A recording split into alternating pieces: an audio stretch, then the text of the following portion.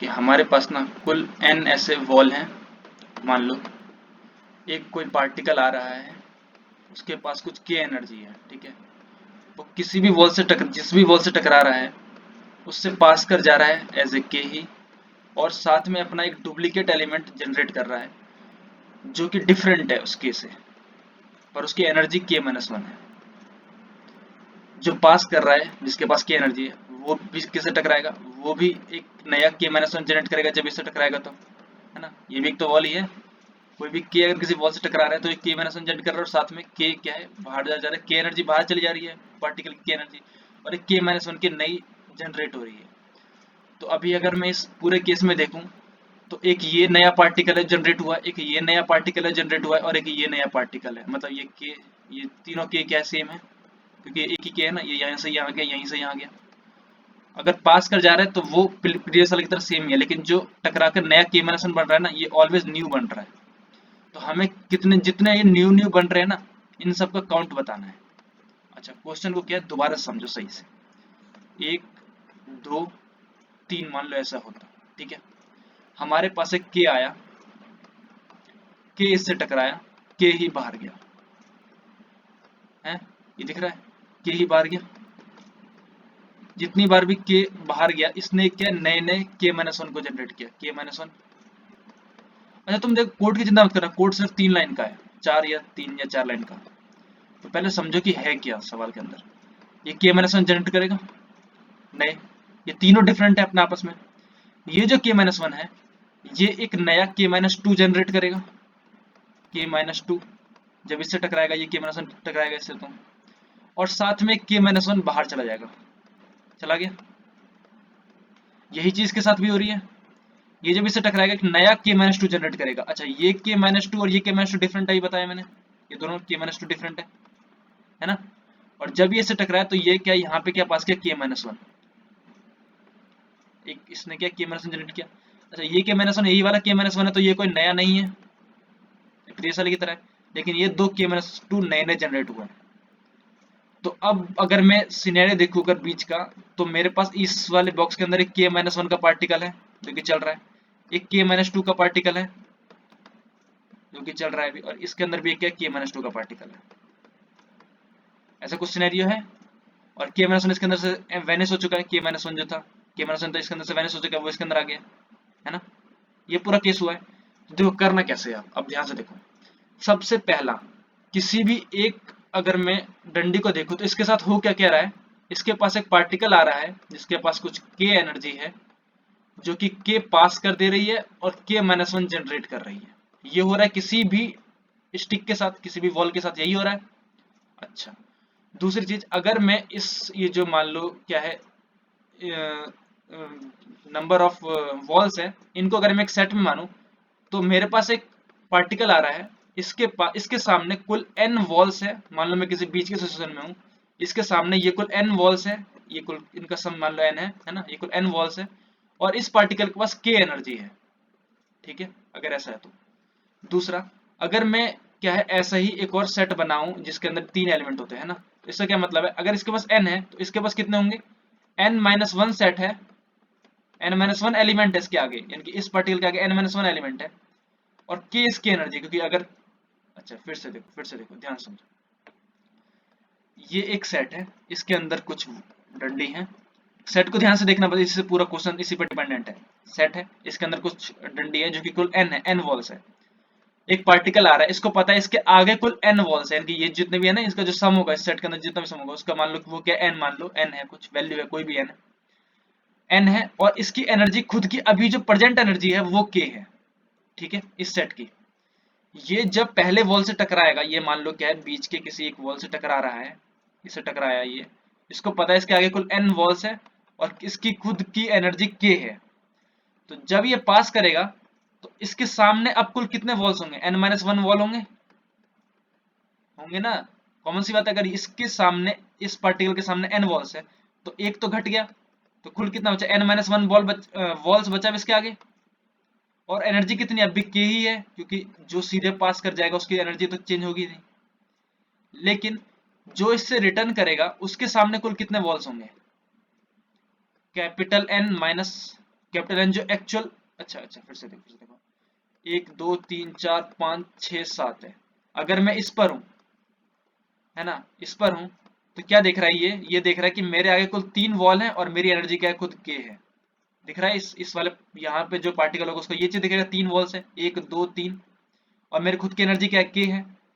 जब ये पास करेगा तो क्या दिख रहा है, अब मेरे आगे कुल 2 वॉल है और मेरी एनर्जी क्या है, खुद की के है, अभी भी के ही है।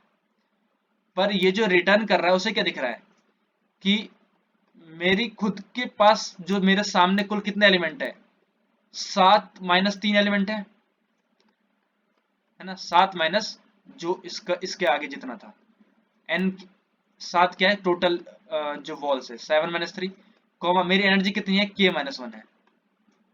नहीं समझे, फिर से देखो मैं क्या कर रहा हूँ, एक सेट है इसके अंदर, मतलब क्या, इसका एन क्या दिखा रहा है कि इसके आगे कुल एन वॉल्स है और इसकी खुद की एनर्जी के है। ये कितने में बट रहा है, 2 भागों में। किस किस पार्ट में, कैपिटल एन वो क्या टोटल नंबर ऑफ एन से, ये किस किस पार्ट में बट रहा है, एक के में बट रहा है और एक क्या है, के माइनस 1 में बट रहा है, के माइनस 1 में। जो के में बट रहा है इसके आगे क्या जा रहा है, एन माइनस 1 जा रहा है, यानी कि अब इसके आगे कुल एन माइनस 1 वॉल्स है, और जो के माइनस 1 बट रहा है उसके आगे कितना है, कुल एन माइनस एन वॉल्स है। ये समझ में आता है कैसे लिखा है, ये नहीं आता है, ध्यान से समझने की कोशिश करो। मेरे पास कुल 7 4 5 6 7 1 2 3 4 5 6 7 8 मान लो क्या है, ये दिया हुआ है वॉल्स है। मैं किसी वॉल पर हूं, इस वाले पर हूं मान लो, ठीक है ना, है, इसके पास क्या है, एन कॉमा के आया, यानी कि इसके पास कुल 4 कॉमा के, इसके पास क्या एनर्जी है, आई। तो इस वॉल से पास कितनी होगी, जो पास होगा उसके क्या दिख रहा है, मेरे आगे कुल 3 ही है, 4 था उससे क्या 3 बचा, और के ही एनर्जी है ना, इस वॉल को तो ये दिख रहा है। दूसरा क्या दिखा है, जो रिटर्न कर रहा है, जो के माइनस 1 है, जो के माइनस 1 रिटर्न किया, उसे क्या दिखा कि मेरे आगे भाई अब जो 8 माइनस 4 यानी कि कुल 4 और है, 1 2 3 4, 4 कुल और बॉक्स है ना। तो ये दोनों केस सेम होगा, इसके आगे कुल 4 बॉक्स है और कुल के माइनस 1 से खुद की एनर्जी है, इसके आगे कुल 3 बॉक्सेस है और कुल के की खुद की एनर्जी। अब ये दोनों एक सेपरेट केस हो गया, इन दोनों का जो आंसर होगा उसको अगर मैं सम कर दूं तो मेरा एक टोटल आंसर दे देगा, ये दे देगा ना। तो बस हमें यही करना है, कोड के नाम पे ध्यान से कम करके रहे हैं। हम मान लो एक फंक्शन मानते हैं, इसके अंदर हम n कॉमा के पास करेंगे, ब्रूट फोर्स लिख रहा है ऐसे ही नॉर्मल समझो, है ना। और रिटर्न क्या कर रहा हूं मैं, अच्छा मान लो क्या एक ना, जो कैपिटल एन वो बाहर क्या डिफाइंड है, ये हमारा जो गिवन एन होगा, जो क्वेश्चन के अंदर गिवन है वो है एन और के, ठीक है। क्वेश्चन के अंदर गिवन, तो हमें रिटर्न क्या करना है, एफ ऑफ, ध्यान से देखो हमने क्या किया था, एन माइनस 1 कॉमा के प्लस एन माइनस 1 कॉमा के plus F of N minus N comma के माइनस 1। ये समझ में आता है कैसे लिखा है ये रिकर्सिव फंक्शन, आ गया। तो अब ये बस यही हो गया आंसर, बस इतना हो गया। अगर और जब रिटर्न करना हो तो क्या देखें हम, एन अगर 0 हो जाए या फिर के अगर लेस देन इक्वल टू 1 हो जाए तो क्या कर देना है, रिटर्न 1 कर देना है हमें। तो ये क्या रिकर्सिव फंक्शन हो गया, बस इसको ही बस मेमोराइज कर लेंगे तो हमारा आंसर आ गया। मेमोराइज कैसे करेंगे, कभी भी किसी रिकर्सिव फंक्शन को, रिकर्सिव कोड हमेशा सबसे पहले ना रिकर्सिव कोड लिखने की कोशिश करना। जब भी कभी रिकर्सिव कोड लिख लिया, इसको मेमोराइज में चेंज करने के लिए हम क्या करते हैं, जो भी रिटर्न स्टेटमेंट है, जो भी रिटर्न स्टेटमेंट है ना, जब भी रिटर्न स्टेटमेंट है, एक एरे मान लो मेमो नाम से कुछ तुम्हारे पास एरे है जो कि 1005 और 1005, अच्छा क्वेश्चन के अंदर दिया हुआ है कि 1000 ही एलिमेंट हो सकते हैं, तो इसलिए मैंने एरे 1005 का बनाया, ठीक है ना। अच्छा 1001 का ही बना सकते हो, कोई दिक्कत नहीं, वो बस ओवरफ्लो चेक करने के लिए मैंने 5 को बनाया, ठीक है ना। मेमो बना लिया, और ये जो फंक्शन है n कॉमा के, इसके अंदर सबसे पहले चीज क्या लिखनी है हमें, इसको और इसको कोड को दोनों को देखते जाना, ध्यान से तभी समझ में आया किसी रिकर्सिव कोड का मेमोज में कैसे चेंज करते हैं। सबसे पहले हमें क्या देखना है, मेमो ऑफ n के, अगर ये -1 नहीं है, अच्छा इसकी सारी जितनी वैल्यू है ना मेमो के अंदर, ये सारी मान लो क्या -1 है, ठीक है, सारी वैल्यू -1 है। अगर ये -1 नहीं है, यानी कि हम पहले से कोई वैल्यू डाल चुके हैं, तो हम क्या रिटर्न वही वैल्यू कर देंगे, क्या मेमो ऑफ n की, ठीक है। दूसरी बेस कंडीशन क्या है, n 0 हो या फिर k less than equal to 1 हो, तो हमें क्या रिटर्न कर देना है, 1। अब फाइनल कंडीशन, जब मैं रिटर्न कर रहा हूं, रिटर्न से पहले मैं क्या लिखूंगा, return memo of N K equal to F of N minus one comma के plus F of capital N minus small N comma के माइनस वन। बस भाई हो गया, यही मेन कोड है। मेन कोड में क्या है, मेन कोड समझ गए ना। अब वो कोड को मैं लिंक में डाल दूंगा डिस्क्रिप्शन में। पर एल्गोरिथम समझ गए हम कर क्या रहे हैं। हमारे पास एक हमने देखा क्या, सबसे पहले एक वॉल के पास देखा हमने कि हो क्या क्या रहा है इसके साथ। इसके पास कुछ एक ऑब्जेक्ट आ रहा है जो देख रहा है कि मेरे आगे कुल n वॉल्स हैं और मेरे मेरे खुद की एनर्जी k है। तो जो रिटर्न कर रहा है और जो ये जा रहा है, इन दोनों में इसके पास क्या था, k था, और इसके पास क्या है, k माइनस वन है ना। मैं ये देख रहा हूँ k और k माइनस वन में रिलेशन क्या है, k और k माइनस रिलेशन क्या है, ये दोनों एक ही हैं। बस हाँ, इसके आगे कुछ अलग सेट ऑफ वॉल्स है और इसके आगे कुछ अलग सेट ऑफ वॉल्स है। कितने वॉल्स हैं, इसका equal n minus one wall है और इसका इक्वल कितना है, n माइनस n वॉल्स है। दोनों हो गया। इन दोनों का जो आंसर आएगा मैं उसका सम ही रिटर्न करना है मुझे आंसर के अंदर। तो बस वही किया है मैंने, रिटर्न क्या किया है, n माइनस वन कॉमा के और n माइनस n कॉमा के माइनस वन। बस